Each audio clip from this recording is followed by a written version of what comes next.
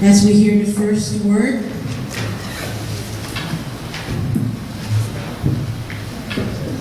The first word comes from the book of Luke, chapter 23, verse 33 to 34. And it says, when they came to the place called Golgotha, or the skull, they nailed Jesus to the cross there, and the two criminals, one on his right and one on his left. Jesus said, "Forgive them, Father, for they do not know what they do." The speaker who's going to expound on this first word is going to be Brother Raymon.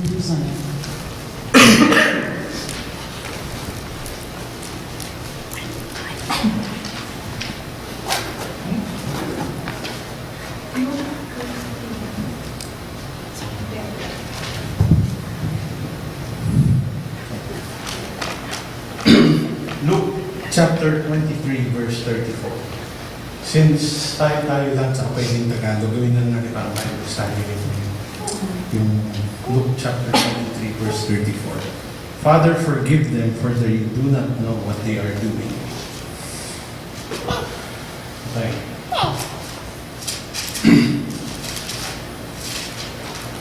Luke chapter 23. Okay.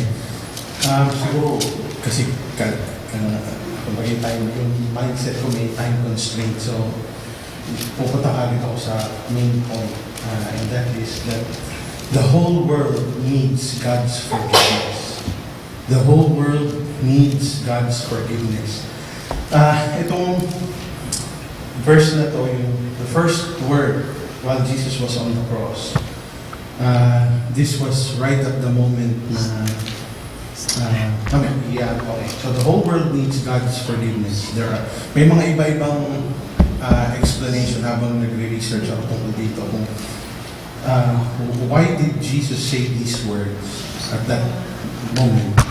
May mga iba-ibang explanation, iba-ibang point of view, but the bottom line is that the whole world needs God's forgiveness. And Christ, even kahit nung in the moment of extreme pain and suffering, and even in his final hours, he was interceding for us with God the Father. Okay? Even even in the midst of extreme suffering and pain, he was interceding for you and me.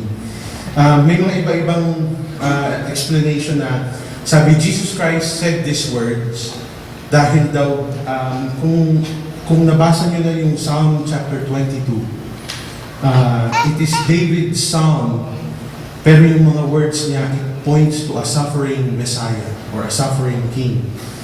So, sabi nila, sinabi daw to ni Jesus Christ kasi yung mga taong nakapaligid sa kanya at that moment on the cross, unknowingly, na fulfill nila yung prophecy na ginawa ni David sa Psalm 22, and they were a part of that prophecy, hindi nila alam. So that's why ang prayer ni Jesus Christ, forgive them for they do not know what they are doing. Okay, so isa yung sa during this event, yung descriptions or events na binanggit ni David sa Psalm 22 was occurring one by one. Yung they cast lots on my garments.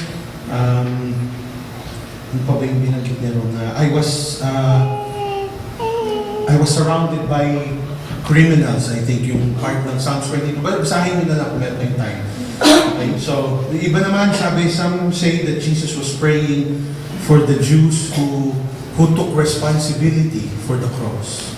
Merong sa Matthew 27:25, yung at the moment na may trial si Jesus Christ sa harapan ni Pilate, sinabi ng mga Jews na nung sinabi ni Pilate na kumbaga wala ako kinalaman dito sa gagawin ito, sabi nung mga high priest na let his blood be upon us and our children.